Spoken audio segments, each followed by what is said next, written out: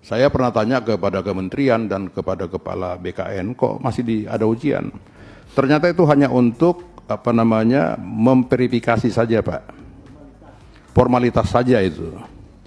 Ya, supaya semua punya nomor induk apa gitu, saya lupa nomor induk apa. Satu, kedua, untuk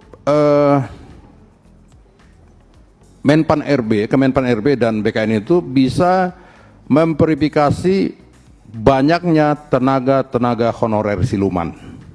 Betul.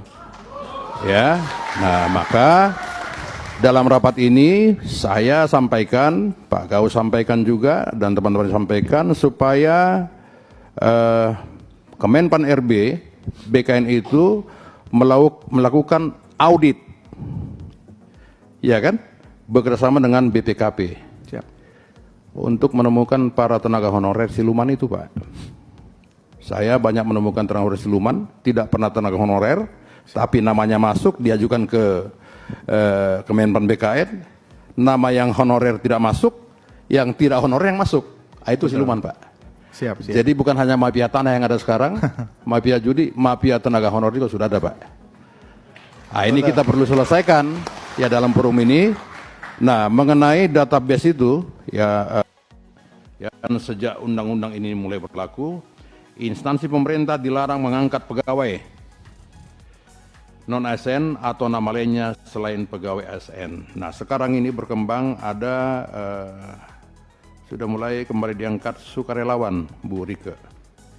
Sukarelawan di setiap Pemko, tapi tidak semua. Ya, walaupun undang-undang sudah mengatur di pasal 66 tidak boleh, tetapi ada istilah lain, tenaga sukarelawan. Ya, tolong sampaikan kepada saudara kita, kalau itu ada jangan mau. Ya, itu akan membuat blunder nanti. Dan di pasal 68 tentang peraturan pelaksanaan dari undang-undang ini harus ditetapkan paling lama 6 bulan terhitung sejak undang-undang ini diundangkan. Silakan, yang pertama kami serahkan kepada Ketua Dewan. Sebenarnya saya sangat tidak setuju pernyataan Pan RB dalam ungkapan menyebut negara ini bukan negara honorer. Masalahnya bukan di situ.